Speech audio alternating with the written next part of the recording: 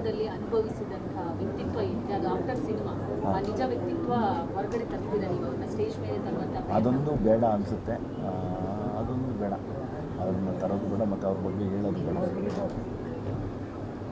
ಅವ್ರ ಬಗ್ಗೆ ಹೇಳೋದು ಬೇಡ. ಈಗ ಈ ಭಾಷೆ ಇದೆಯಲ್ಲ, ಈ ಸಾಂಗಲ್ಲಿ ಹಾಕೊಂಡಿರುವಂಥ ಭಾಷೆಗಳು, ಸೊ ಅದನ್ನ ಎಲ್ಲಿ ಹುಡುಕ್ತೀರಾ ಅಂತ. ಈಗ ನಿಮಗೆ ನಾನ್ ವೆಜ್ಜಲ್ಲಿ ನಳ್ಳಿ ಮೂಳೆ ತುಂಬ ಇಷ್ಟನಾ? ಯಾಕಂದರೆ ಪದೇ ಪದೇ ಎಲ್ಲ ಸಾಂಗಲ್ಲಿ ನಳ್ಳಿ ಮೂಳೆ ಅನ್ನೋದು ಇದ್ದೇ ಇರುತ್ತೆ. ಎಕ್ಸಾಕ್ಟ್ಲಿ, ನಾನ್ ವೆಜ್ ತಿನ್ನೋರು ಎಲ್ಲರೂ ನಲ್ಲಿ ಮೂಳೆ ಟೇಸ್ಟ್ ಮಾಡೇ ಮಾಡ್ತಾರೆ. ಅವಾಗ ನಲ್ಲಿ ಮೂಳೆ ಇದ್ರೆ ಸಾರೇ ಅಲ್ಲ ಅದು ನಾಟಿ ಕೋಳಿ ಮಾಡಿದ್ರು ಆ ಮೂಳೆ ಹಾಕು ಅಂತಾರೆ, ಕಬಾಬ್ ಮಾಡಿದ್ರು ವಿತ್ ಬೋನೋ ಬೋನ್ಲೆಸ್ ಅಂತ ಕೇಳಿದ್ರೆ ವಿತ್ ಬೋನೇ ಕೊಡಪ್ಪ ಅಂತಾರೆ.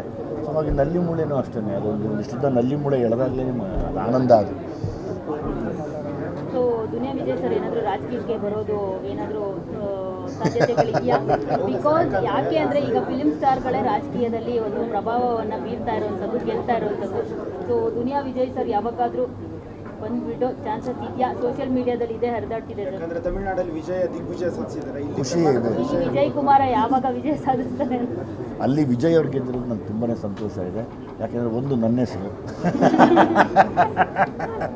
ಸೊ ನನ್ನ ಹೆಸರೇ ಆಗಿರೋದ್ರಿಂದ ಅದೊಂದು ಎಲ್ಲ ಕಡೆ ಖುಷಿ. ತಮಿಳಲ್ಲೊಬ್ಬರು ವಿಜಯ್, ಕನ್ನಡದಲ್ಲೊಬ್ಬರು ವಿಜಯ್ ಅಂತ.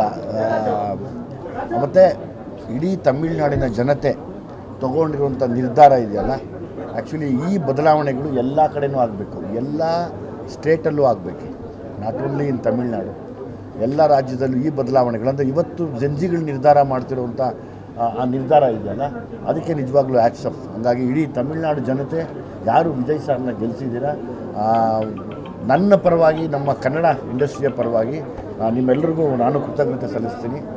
ವಿಜಯ್ ಸರ್ನ ಗೆಲ್ಲಿಸಿದ್ದಕ್ಕೆ ನನಗೂ ತುಂಬ ಮನಸಾರ ಖುಷಿ. ಕರ್ನಾಟಕದಲ್ಲೂ ಒಬ್ಬ ಆ್ಯಕ್ಟರ್ ರಾಜಕೀಯಕ್ಕೆ ಬರಬೇಕು ಅಂತ ಹೇಳ್ತಿದ್ದಾರೆ. ಒಂದಷ್ಟು ನೇಮ್ಸ್ಗಳು ಬರ್ತಾ ಇದೆ, ನಿಮ್ಮದು, ಉಪೇಂದ್ರ ಸರ್ದು, ದರ್ಶನ್ ಸರ್ದು, ಎಲ್ಲರದ್ದು ಬರ್ತಿದೆ. ಸೊ ಏನು ಹೇಳ್ತೀರಿ ಇದ್ರ ಬಗ್ಗೆ? ಜನರ ಎಕ್ಸ್ಪೆಕ್ಟೇಷನ್ಸ್ ಇದೆ, ನಿರೀಕ್ಷೆ ಇದೆ ನಿಮ್ಗಳ ಬಗ್ಗೆ.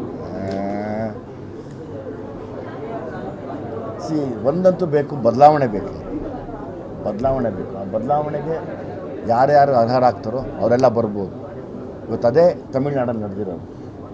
ಅಂದರೆ ಯಾವಾಗಲೂ ನೋಡಿ, ಯಾವತ್ತೂ ಎರಡೇ ಪಕ್ಷ ಇದೆ ಅಂತ ನಾವು ಚೆನ್ನೈಯಲ್ಲಿ ಯೋಚನೆ ಮಾಡ್ತಾಯಿದ್ವಿ. ಅಲ್ಲ, ಮೂರನೇ ಇನ್ನೊಂದು ಹೊಸ ಪಕ್ಷ ಹುಟ್ಕೋತು. ಈ ಬದಲಾವಣೆಗೆ ಜಂಜಿಗಳು ತುಂಬ ಕಾರಣಕರ್ತರಾಗ್ತಾರೆ. ಅಂದರೆ ಇವತ್ತು ನಮ್ಮಲ್ಲೂ ಆಗ್ಬೋದು, ಎರಡು ಪಕ್ಷ ಇದೆ ಅಂತ ಇಟ್ಕೊಳ್ಳೋಣ, 2-3 ಪಕ್ಷ ಆದರೆ ಒಂದು ಜಂಜಿಗಳು ತುಂಬ ಅಬ್ಸರ್ವ್ ಮಾಡ್ತಾ ಇದ್ದಾರೆ. ಅವರು ಮನಸ್ಸು ಮಾಡಿದ್ರೆ ಒಂದು ರೆವಲ್ಯೂಷನ್ ಮಾಡ್ತಾರೆ. ಒಂದು ಬದಲಾವಣೆ ಅಂತೂ ಬೇಕು ಎಲ್ಲ ಕಡೆ. ಅಲ್ಲ, ನನ್ನ ಆಸಕ್ತಿ ಬಗ್ಗೆ ಬದಲಾವಣೆ ಬೇಕು ಅಂತ ನಾನು ಕೇಳ್ತಾ ಇದ್ದೀನಿ. ಟೈಮ್ ಬರಲಿ, ಹೇಳ್ತೀನಿ.